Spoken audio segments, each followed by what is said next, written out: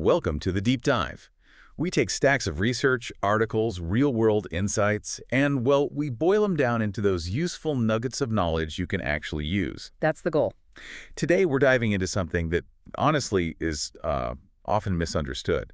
When people hear Kegels, they usually think women, pregnancy, that kind of thing. Right, postpartum recovery. Exactly. But here's the kicker. Men have pelvic floors, too. And strengthening these muscles, it can be genuinely game-changing for sexual health, confidence, overall well-being. It really is. It's this, often overlooked corner of male health, but the benefits are potentially huge. Our mission today is really to cut through the confusion. We want to give you a complete picture of male Kegels, the what, the why, and crucially, the how. Think of this deep dive as your personal Male Kegel Masterclass. A shortcut to getting informed on something that could really make a difference. Precisely. It has the power to genuinely shift your quality of life. Okay, so to really get a handle on this, we need to start with the basics, the anatomy. What are we actually talking about when we say pelvic floor muscles in men? Right. Imagine like a dynamic hammock, a hammock of muscles. Quite. It stretches from your pubic bone right at the front all the way back to your tailbone. It's basically the floor of your pelvis. Holds everything up. And it's not just support, right? What else do these muscles do? Any surprising jobs? Oh, absolutely. They definitely support the bladder and bowel. That's key for continence, obviously. Sure. But for men specifically, they play this really essential role in erectile function and ejaculatory control. And the research, it consistently shows that strengthening them improves both significantly. Wow. That's quite a bit of responsibility for muscles we hardly ever think about. Can we zoom in, talk about the specific muscles in this hammock? Yeah, let's focus on two main players here. First, you've got the bulbospongiosus muscle. Think of this one wrapping around the base of the penis. It gives you that final push during ejaculation, and it covers the bulb of the penis. Got it. And the second one? That would be the ischiocavernosus muscle. This one is key for keeping erections firm, and here's where it gets really interesting. Yeah. It works by gently compressing blood vessels. This stops blood from flowing out of the penis too fast. It's like your body's built-in valve. Keeping things firm. Exactly. It prevents that leakage, you could say. Someone vividly called it nature's own cock ring. Well, that's an analogy that definitely sticks. So these muscles are doing a lot behind the scenes. What happens if they're weak? Undertrained? What are the downsides? Well, when they're not working optimally, it can lead to a whole range of issues. Things a lot of men just, suffer through silently. Like what? Weak pelvic floor muscles are definitely contributors to things like premature ejaculation, erectile dysfunction, even weaker orgasms. And beyond sex, it can contribute to poor bladder control. Surprisingly, even lower back pain sometimes has a link. Wow. So this really isn't just about bedroom performance. It's hitting overall male health, quality of life. Understanding and training these seems pretty fundamental. It really is fundamental. So many men go through life never consciously engaging these muscles, even though they fire automatically at key moments. It's like having a performance car, but never taking it out of first gear. Right, you're just not using its full potential. Exactly. Okay, we get the architecture now. But what does the research say? Where's the hard evidence that strengthening these muscles actually works? Well, what's fascinating here is how solid the evidence is. Study after study shows Kegels can lead to really significant improvements, both for ED and PE. Significant how? And how quickly? We're not talking tiny changes. Some studies show really substantial improvements in just, say, 8 to 12 weeks. 8 to 12 weeks. That's pretty fast for real results. So, biologically, how does strengthening them translate into those benefits? What's the mechanism? Okay, let's break it down for erections. When blood flows in, those ischiocavernosus muscles clamp down, basically. They impede the venous return. Trap the blood. Exactly. Helps trap the blood, keeps things firm. For premature ejaculation, strengthening the bulbospongiosus gives you much better control over timing. The final push muscle. Right. It's like upgrading the brakes on your car. You get more precise responsive control over when you stop or, keep going. Love the car analogies. It really helps visualize it. But, okay, beyond erections and timing, what other benefits might motivate listeners? Here's where it gets really interesting, right? Oh, absolutely. Kegels are incredibly good for improving bladder control. This becomes a bigger deal for men as they get older. Yeah, I imagine lots of guys in their 40s, 50s start noticing little leaks, urgency, maybe feel a bit embarrassed. Exactly. It happens often silently. But here's the empowering part. It's often just a loss of muscle tone, like any other muscle. And the great news, it's often completely reversible with consistent practice. That's huge, knowing you can actually do something about it. Yeah. What about orgasm quality? You mentioned that too. Definitely. Stronger, more responsive pelvic floor muscles. They tend to lead to more intense, longer-lasting orgasms. I mean, think about it. An orgasm is a series of rhythmic contractions of these muscles. Right. Stronger muscles, stronger contractions, more impact. That's fascinating. And I can totally see the positive feedback loop there. Better physical experience leads to more confidence. Which feeds back into better performance, better intimacy. You nailed it. Sexual confidence is massive.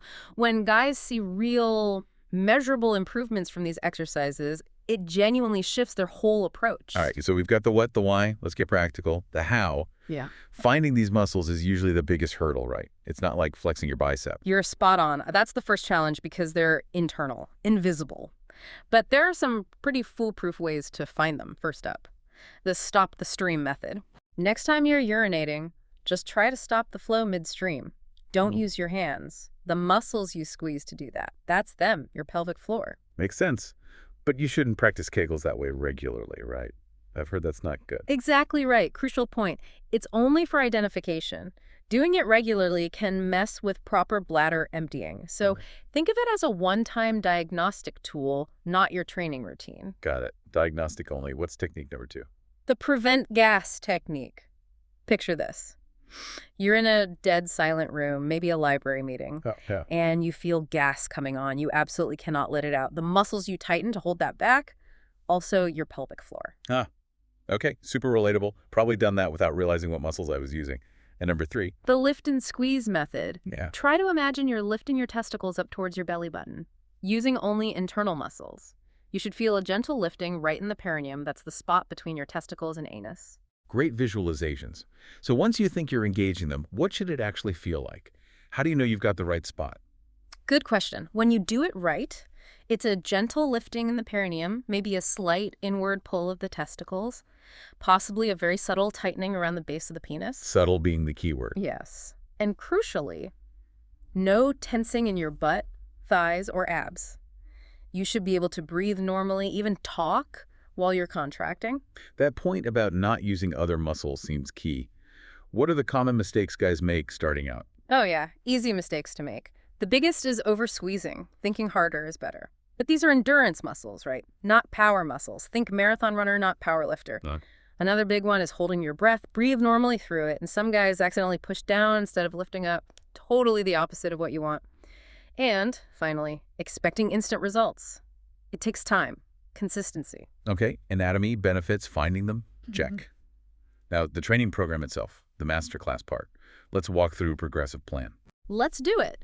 So this is a complete 12-week program, no equipment needed, anywhere, anytime. We kick off with week 1 to 2, the foundation phase. Okay. This is all about just getting familiar, gentle strengthening. Routine is simple. Contract for 3 seconds, relax for 3 seconds, repeat 10 times. Do that set 3 times a day. 3 seconds hold, 3 seconds rest, 10 reps 3 times a day. Exactly. Focus here is finding the right muscle, breathing normally, relaxing everything else, and just building the habit. That sounds really manageable. Yep. Less than a couple of minutes total per day to start. Totally accessible. It's about consistency, quality, not marathon sessions. Then, week 3-4, the building phase. We ramp it up a bit. How so? Increase the hold to 5 seconds, relax 5 seconds, do 15 repetitions now, still 3 times a day. And here's a new twist. Add 10 quick flutter contractions after your holds. Rapid contract release, contract release.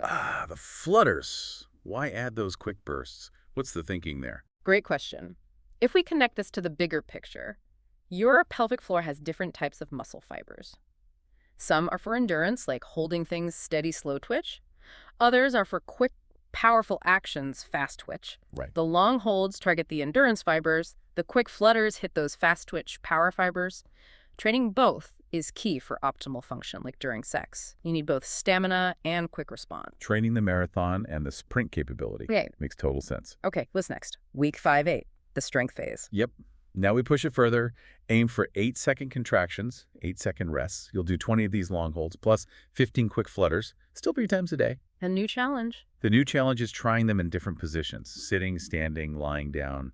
mix it up. Why the position changes? Is that for functional strength, like real-world application? Precisely. Your pelvic floor needs to work when you're sitting, standing, moving, Right. especially during intimacy. Training in different positions builds that comprehensive functional strength. Got it. And the final stretch, week 9-12, the mastery phase. Almost there. Now you're aiming for 10-second contractions, but only 5-second rests in between. Do 25 long holds plus 20 quick flutters, 3 times a day. 10-second holds, shorter rest, more reps. Okay. And here's an advanced technique to add, the gradual squeeze progression. Ooh, tell me about that. Sounds sophisticated. It adds another layer of control. During your 10-second hold, you consciously ramp up the intensity, start gentle, build to moderate around 5 seconds, then peak intensity around 8 seconds, before slowly, gradually releasing back down. Think of it like a musical crescendo. Build up, then fade out smoothly. Nice. And by the end of this 12 weeks, what results can guys realistically expect? By week 12, if you've been consistent, most men report really significant improvements. Stronger erections, better sustainability, much better ejaculatory control, more intense orgasms, and just a big boost in sexual confidence overall. Life-changing stuff, potentially. But Yeah. then what? You finish the 12 weeks. How do you keep those gains? Maintenance must be crucial. Absolutely crucial question. Maintenance is key. Like any muscle, use it or lose it, right? For maintenance, I recommend about 15 long holds, 10 seconds each, and about 15 quick flutters. Do that routine maybe 2 times per day. It maintains the strength with much less time commitment. So keeping the gains doesn't require the full intensity of the program forever. Not at all. It's like maintaining any other muscle group after you've built it up. Consistent, but less volume. Okay, so let's say someone's completed the 12 weeks. They're doing maintenance, but they're, an overachiever. They want to elevate their game even more. What are some advanced techniques? Haha, love the ambition. Okay, for those who've done at least 8 weeks, mastered the form, are consistent, there are ways to push further. First, coordinate breathing Kegels. We touched on breathing, but this is different. Yeah, it's more deliberate synchronization. You inhale to prepare. Then, as you slowly exhale, you contract your pelvic floor. Hold the contraction lightly, breathing shallowly for maybe 5-10 seconds. Then inhale again as you slowly release the contraction. Wow, that sounds like it would seriously dial in the mind-muscle connection. Maybe even help with relaxation. It absolutely does both. It integrates your diaphragm and pelvic floor, really powerful for core stability and calm focus. Second advanced technique, resistance Kegels. Resistance. How do you add resistance to an internal muscle? It sounds tricky, right? You create internal resistance, you gently bear down with your lower abs while you're contracting your pelvic floor upward, like they're working against each other slightly. Ah, like pushing and pulling against yourself internally. Exactly. It's like adding weight without weights. Yeah. But caution here. Start very gently. Build resistance slowly. Don't strain. Got it. Gentle start.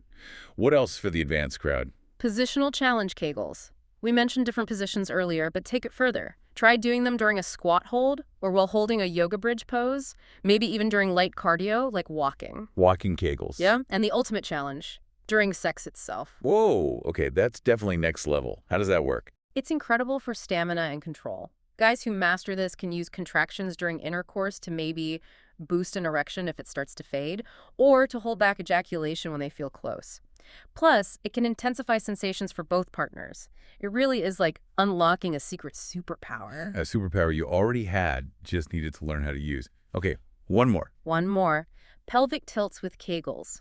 Lie on your back, knees bent, feet flat. Slowly tilt your pelvis so your lower back flattens against the floor. At the peak of that tilt, engage your pelvic floor. Hold both the tilt and the Kegel for 5-10 seconds, then slowly release everything together. That sounds like it really connects the pelvic floor to the rest of the core. It does. It builds that integration for better real-world function, stability, the whole package. But again, just a reminder, these advanced techniques are only for those who've truly nailed the basics. No pain, solid form, safety first, always. Absolutely. Okay, let's switch gears a bit. Troubleshooting. This raises an important question. Where do people usually get stuck? What are the common hurdles? Yeah, this is where a lot of good intentions can falter. Number one issue, almost without fail, is inconsistency. Life gets busy, right? The routine slips. Happens to the best of us. Solution. Habit stacking. It's the most effective fix. Attach your Kegel routine to something you already do every single day without fail. Brushing your teeth, do them then. Morning coffee brewing, Kegel time, commute, commercial breaks on TV. Find those existing slots. Smart. Link it to something automatic. What's the second big hurdle? Impatience. Definitely impatience. Guys expect miracles overnight. When they don't feel dramatically different in a week, they think, this isn't working, and quit. So managing expectations is key. Remind us of the timeline again. Right. Expect subtle feelings, maybe better awareness around 3-4 weeks. More significant, noticeable changes around 6-8 weeks. The really major improvements usually land by the 12-week mark. Consistency unlocks those bigger gains over time. Good reminder. Okay, what about technique problems? Specific mistakes people make even when trying to be consistent. Yep, several pop-ups. Yeah. We mentioned over-squeezing, aiming for 100% effort. Dial it back to maybe 60-70%. Remember, you should be able to talk. Right. Breath holding is another big one. Easy fix. Count your hold seconds out loud. If you're counting, you're breathing. Simple but effective. And then there's using the wrong muscles. Squeezing your glutes, tensing your abs, even clenching your jaw. The fix is awareness. Do a quick body scan while you contract. Consciously relax everything except the pelvic floor. Isolate it. Isolate, don't compensate. What about actual pain? Is any discomfort normal? Okay, important distinction. Mild muscle fatigue, like you'd feel after working any other muscle, especially when starting or increasing intensity, that's normal. But sharp pain, persistent pain, absolutely not. That's a red flag. So if someone feels sharp pain or other weird symptoms, Stop the exercises. And if the pain persists, or if urinary symptoms get worse, or any new concerning symptoms appear, or heck, if you just see no improvement after 12 weeks of consistent effort, it's time to see a pro. A doctor, a urologist, a pelvic floor physical therapist. There is zero shame in getting expert help. They specialize in this. absolutely.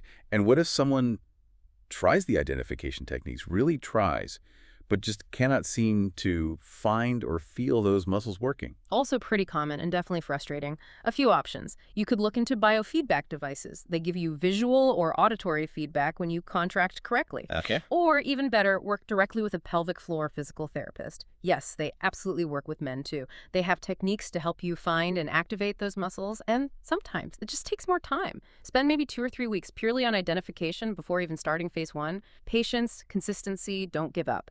The potential payoff is huge for a virtually risk-free exercise. Great advice. Now, Kegels don't exist in a vacuum, right? Let's talk about optimizing things. What other lifestyle factors play into pelvic floor health? Exactly. It's a whole system. Your lifestyle choices definitely impact how well these muscles function. Let's start with core strength. How does that connect? Your pelvic floor is technically part of your deep core. If the rest of your core abs, back muscles is weak, your pelvic floor can get overloaded.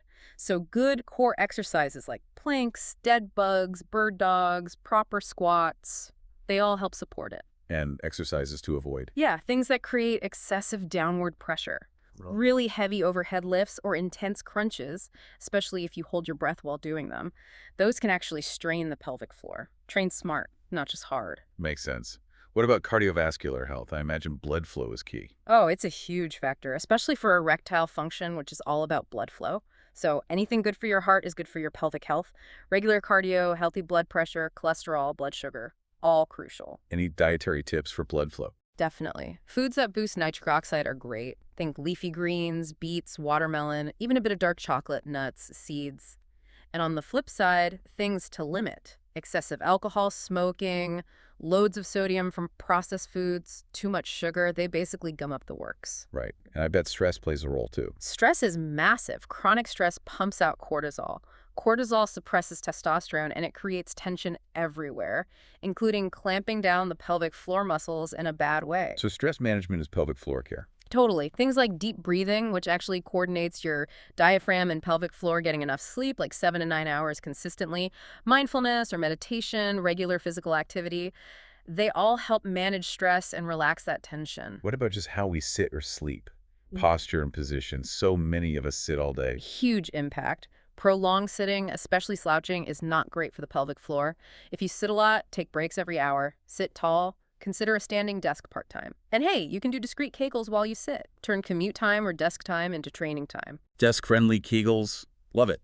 Sleep position matter. Less definitively, but stomach sleeping can put pressure down there. Side sleeping, maybe with a pillow between the knees, often feels better for pelvic alignment. Good tips. Any other lifestyle factors to keep in mind? Just a couple quick ones. Hydration is always important, though maybe time your intake if you have intimacy plan to avoid interruptions, and be mindful of temperature things like very frequent hot tubs or constantly wearing super tight clothing might temporarily affect function for some guys. But the main takeaway, it's about the whole system. Best results come when you combine Kegels with an overall healthy lifestyle. Optimizing the entire system, not just one muscle group. Got it. Okay, before we finish up, let's touch on something important but often skipped. The relationship and communication side, these improvements don't happen in a vacuum, right? Especially for guys in relationships. You're absolutely right. This is crucial.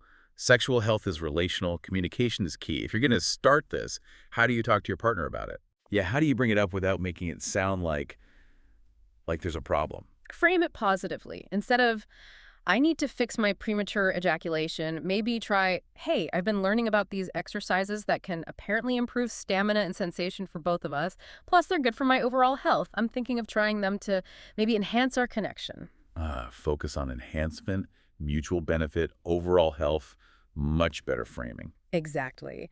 Partners are often really supportive. Sometimes they even get interested in doing their own pelvic floor work, and it just opens the door to talking more openly about sex in general, which is almost always a good thing. And setting expectations with them is important too, I guess. It's not an overnight fix. Definitely manage expectations. Explain it's gradual weeks, months. There might be an adjustment period as you learn, and encourage open feedback.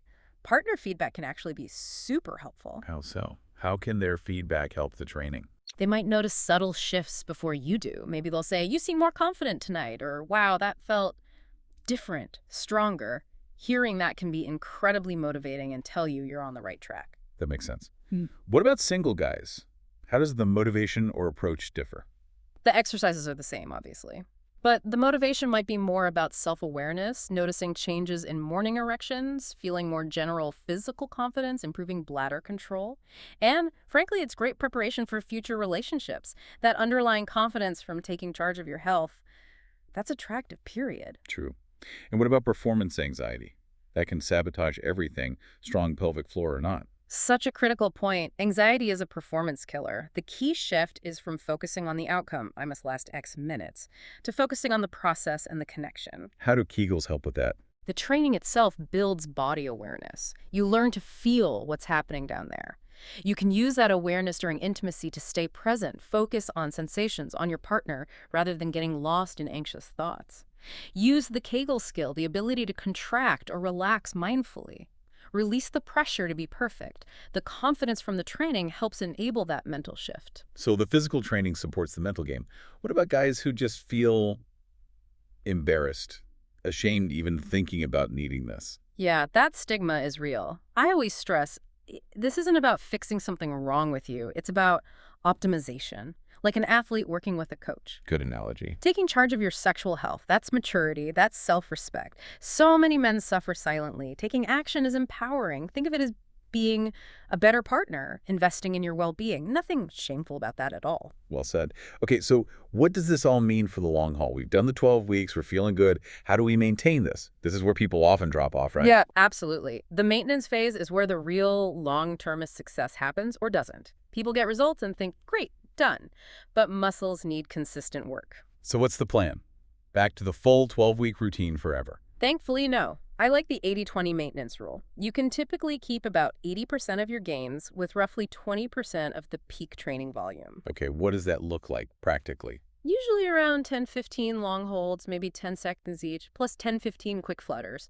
Once, maybe twice a day, 5 or 6 days a week. It's way less time, but the consistency is still key. That sounds sustainable. What about hitting plateaus? Or just getting bored with the same routine? Good point. For that, I suggest cyclical periodization. Mix it up. Maybe do 3 months of that maintenance routine, then throw in a month of the full, more intense program again. Then back to maintenance for 4 months, then maybe try a month focusing on those advanced techniques we talked about. Keep the body guessing a bit. Exactly. Prevents plateaus, keeps it interesting, lets you periodically re-intensify things. Does age change the maintenance approach? Do older guys need to do anything differently? Testosterone does decline with age, which can affect muscle building and recovery. So older men might find they need slightly longer rest between intense sessions, or that consistency becomes even more critical than raw intensity. But here's the fantastic news. Yeah. Pelvic floor muscles respond to training at any age. Seriously.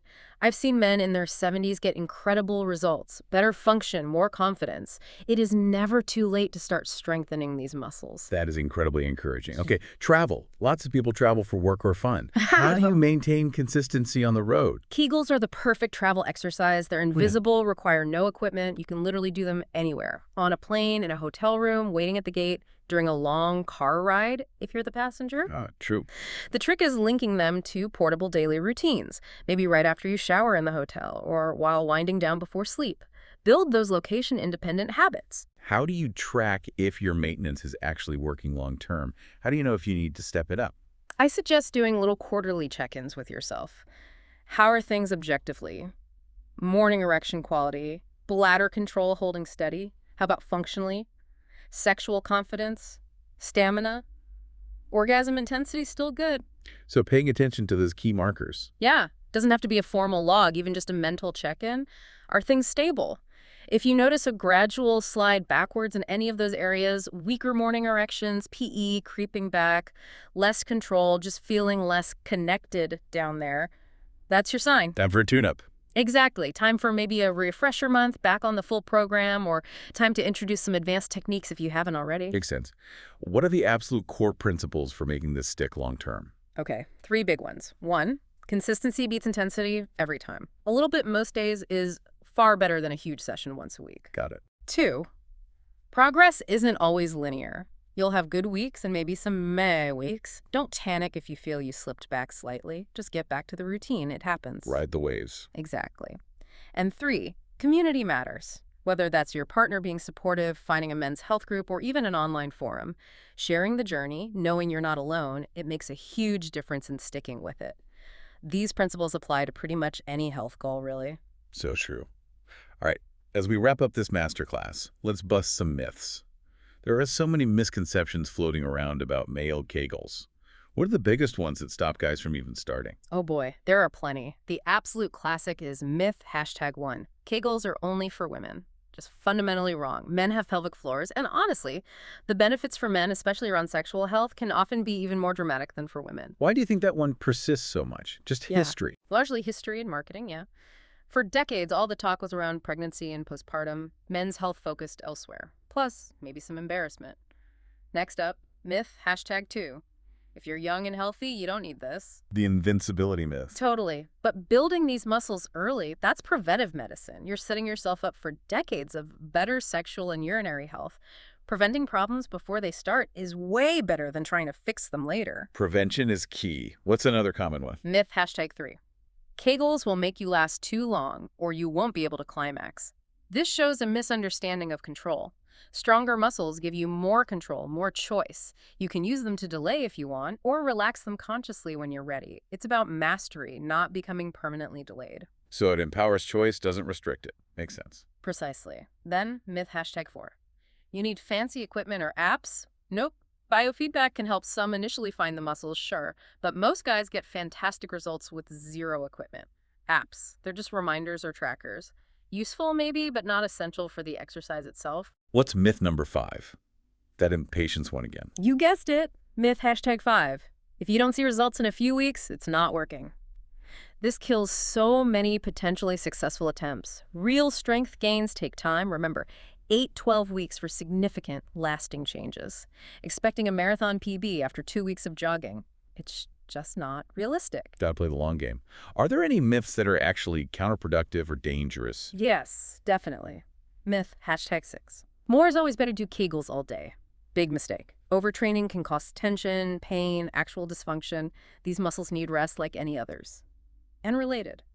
Myth #7. Kegels cure everything. Forget doctors. The magic bullet myth. Right. Kegels are amazing, but they're not magic. Serious pain, major urinary issues, underlying conditions, those need a proper medical evaluation. Kegels can be part of the treatment plan, often a powerful part, but they don't replace professional diagnosis and care when needed. Crucial distinction. Any others that frequently pop up?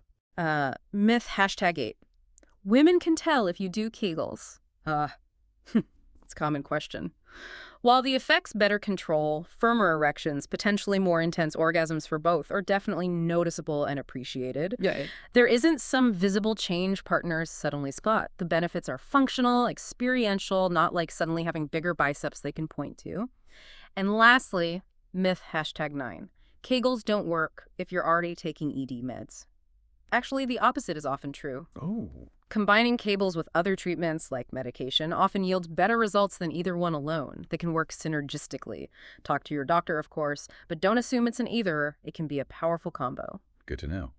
Okay, as we really bring this masterclass to a close, what's your final word for someone listening, maybe intrigued but still hesitant to actually start? My word is, you have absolutely nothing to lose and potentially everything to gain. These exercises, they're free, they're private, nobody needs to know. They're safe when done right, they're backed by science, and they could genuinely change your life. The only real risk is looking back in a few years and wondering, what if?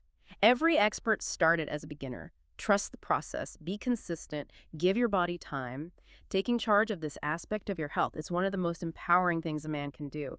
It's self-respect, it's self-care, it's a commitment to yourself and your relationships. And I'll just add, it's so vital we have these conversations openly. Your sexual health is tied to your overall well-being, your happiness, your relationships. There's nothing taboo or embarrassing about wanting to optimize it. Ending the stigma starts with talks like this one. Couldn't agree more. Just having this deep dive is a massive step. All right, everyone, that really wraps up our Male Kegel Masterclass. Let's do a super quick recap of the core principles. Okay, we laid out that 12-week path. Start slow with 3-second holds, build to 5 seconds with flutters, then 8 seconds with position changes, mastering 10-second holds and advanced techniques by week 12. Maintenance. Think 10-15 long holds, 10-15 flutters, once or twice a day, most days. And remember those key principles. Consistency over intensity. Quality of contraction matters. Patience is non-negotiable. And integrate it with your overall health. And crucially, remember, this wasn't just about sex. It's about better bladder control as you age, boosting your confidence, enhancing intimacy, and promoting overall pelvic health for the long run. If you want to dig even deeper, check the description for this deep dive. We've put links to research and reputable health resources there for you. And one last crucial reminder. If you do have persistent problems, pain, or concerns, please talk to a healthcare professional. Urologists, pelvic floor physical therapists, they specialize in men's health and are there to help. Thank you so much for joining us today. We genuinely hope you feel equipped and motivated to take positive action for your health. It's been great sharing this, and remember, every journey starts with a single step. Or maybe, in this case, a single squeeze. Huh? Perfect ending. Until next time, here's something to think about. How might improving this one, often overlooked, area of your physical health, your pelvic floor, create unexpected positive ripples through your mental confidence, your overall sense of well-being, and maybe even deepen your personal relationships? Chew on that. Take care, everyone.